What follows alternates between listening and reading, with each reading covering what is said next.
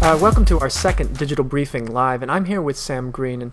And Sam, could you tell me a little bit about the work you do? Yeah, well, sure. So we, about a year ago, set up the Center for the Study of New Media and Society here at the New Economics School. It's a private graduate institution, mostly on economics, but other social sciences here in Moscow. And what we're trying to set up is an interdisciplinary academic and policy research center trying to understand, both in Russia and globally, how new media is changing the way we live, we relate to each other, we relate with politics, we relate with the economy, and some of the regulatory and policy aspects that get involved with that over time. The mission is both to look at what's happening in Russia and try to create a community of people here in Moscow and around the country, and bring together some of the excellent specialists that we have, both at our school and other universities, but then also to help connect them to people doing similar research around the world. We have partners in the US, in the UK, in India, in Brazil, in Hong Kong, Beijing, South Africa. Excellent. Now, Russia is seeing some incredible growth in terms of the use of the internet, the use of digital media. Can you get a sense of the rapid developments that are happening here? Well, first of all, we've seen a tremendous expansion of broadband access around the country, and an increase in speeds. And we know that makes it easier for people both to get online in the first place, but also to exchange new kinds of information they were not able to. So now, people can create and consume video, audio, and other sorts of media that move the internet beyond the realm of print. In other words, give it the same immediacy that radio or television would have, and the same emotional connection that you would get from radio and television. And I think that means that people are now relating to the internet differently. They're using it differently than maybe they had when it was more of a specialist media or an elite media. And now somewhere between probably 30 and 40% of Russians use the internet as an important source of information. And when we think about news and we think about agenda setting, I mean, that already gives it a power that's not yet on a par with television, of course, but is almost there, because it means that if 3 or 4 out of every 10 people that you talk to are getting news from the internet, that means that your conversations, because the news isn't just what we watch on television, it's something we talk about with people in our daily lives, and that means that even if that your babushka, your grandmother, is not on the internet, their views are being shaped by what they hear from their grandchildren, who, even if they get their news from the Channel 1 or from another TV channel, are actually getting it online. Kids, in a lot of cases, don't have televisions. They're watching television, but they're watching it on the computer, and then they see a Twitter feed that goes along with it, or they see comments that go along with it. And so it really is changing the way very rapidly information is created and disseminated and consumed, and thus the way it impacts what happens in the country. It's not possible to ignore the internet as a source of information anymore. So how is that affecting media? With people moving to the internet, with internet access increasing dramatically across the country, how's that affecting? You touched on it a little bit in terms of how, where the go-to points are for media, but how's that affecting the media economy here in Russia? Well, first of all, the media economy suffers from a lot of the same problems as the media economy around the world. In fact, actually, advertising markets here are probably a bit stronger because they're still relatively new, and we didn't have them 23 years ago.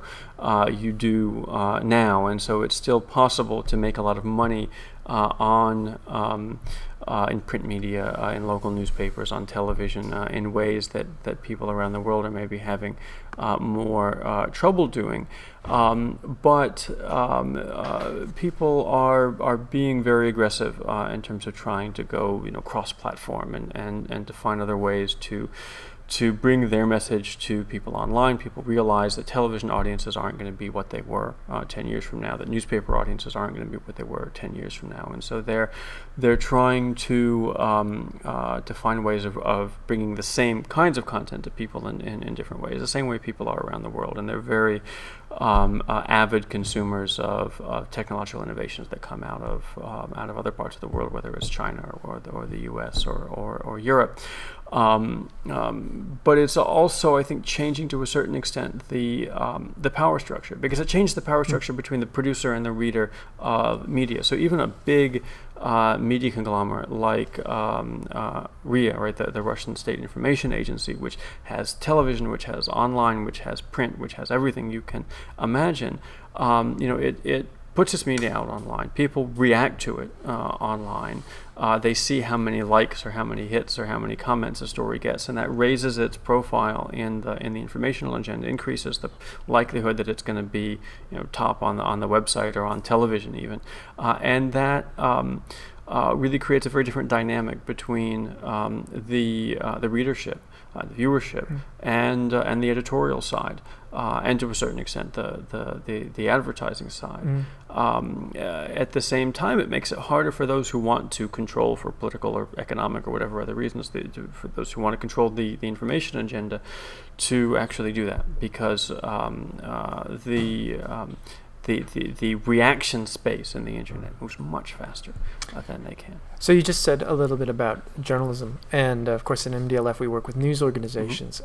What is the impact specifically in terms of this rapid adoption of the internet here in Russia when it comes to journalism, both for newspapers, but also you've spoken a lot about TV, which is probably the way a lot of people are getting their information. So how is this adoption and some of the activities that people are engaging with in terms of internet and digital media, how is that affecting journalism?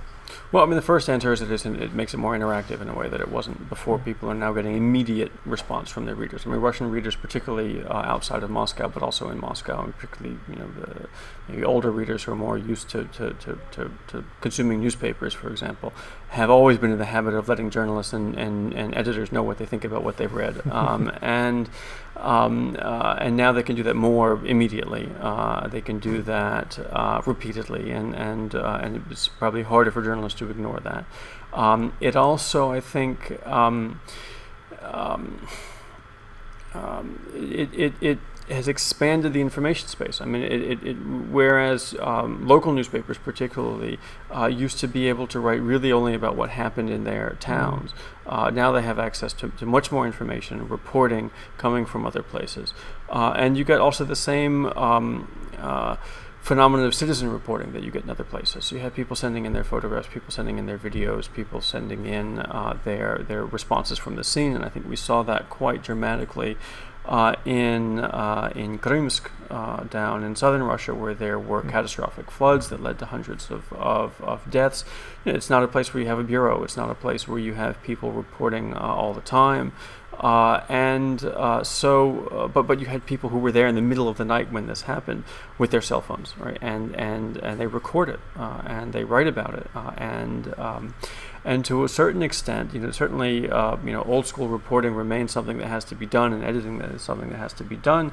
But I think a lot of journalists are now finding that their job is to consume and filter what readers are sending in, and to translate that into verified and trustworthy news. So with the uptake of social media, you've outlined a little bit about the interplay between social media and sort of journalism. How are the authorities responding? Because obviously there's some issues in terms of press freedoms here in Russia, and how that plays out. So we've got journalists and social media and the public, but we also have the Russian government. How is that changing the mix as well? Right. Well, I mean, early on in Medvedev's presidency, so now we're talking about 5 or 6 years ago, when people were criticizing the lack, say, of independent television, the lack of diversity in the mainstream media, Medvedev and the government were perfectly happy to point to the internet as the place where you could have pluralism, right? And they said, this is the space that's going to overcome. We're probably never going to get beyond the monopoly of the state in television news, for example. And maybe he's right, especially if you don't do anything about it. But there was a feeling that, well, we'll let the internet do what the internet's going to do, and we'll let people do there what they want to do. That's over.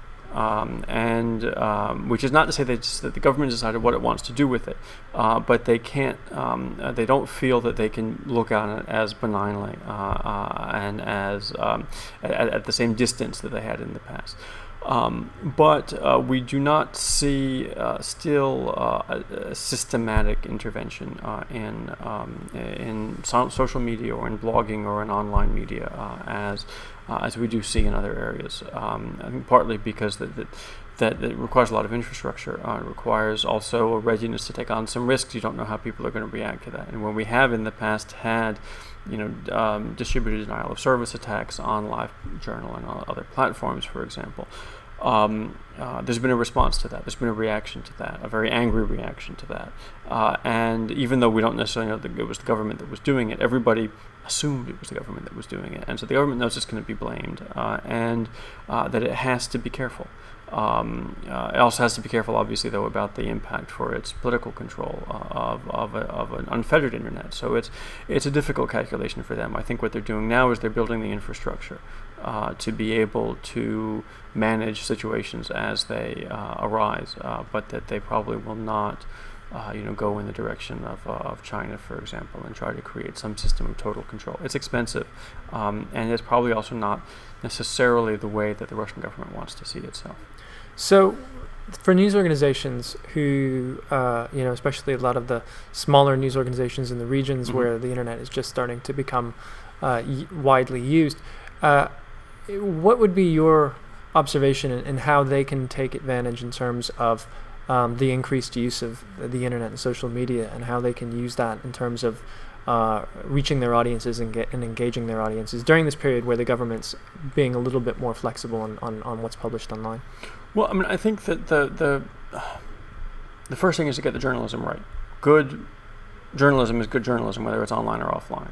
And your readers are going to come not because you built nice, they may come because you built nice bells and whistles, but they're going to stay with you because you're bringing them a service. And I think that that's something that people are learning very, very rapidly. I think that's very important. Beyond that, you need to understand that the opportunities that the internet provides are more than just another place for people to read what you're writing or to watch what you're producing. It's about a new relationship with information. It's about a new kind of relationship between the creators of content and the consumers of content in a situation in which that borderline is being redrawn. And I think that hopefully brings readers and journalists closer to each other, hopefully helps journalists understand their readers better. But I think that the key is not to be afraid of losing control of that agenda. Because if people stop reading your newspaper, then you've lost control over the agenda anyway. So you need to be ready to experiment and to take risks with your own content. I think the other thing is not to be scared of the technology. What can be done actually has less to do with investing in expensive websites and new technology. A lot of the stuff that's out there is free or almost free. It's about using it. It's about really getting conversations started and participating in those conversations and supporting those conversations more than it is about having the latest. Having your app on the latest iPad or what have you. Sam, thank you very much. Thank you.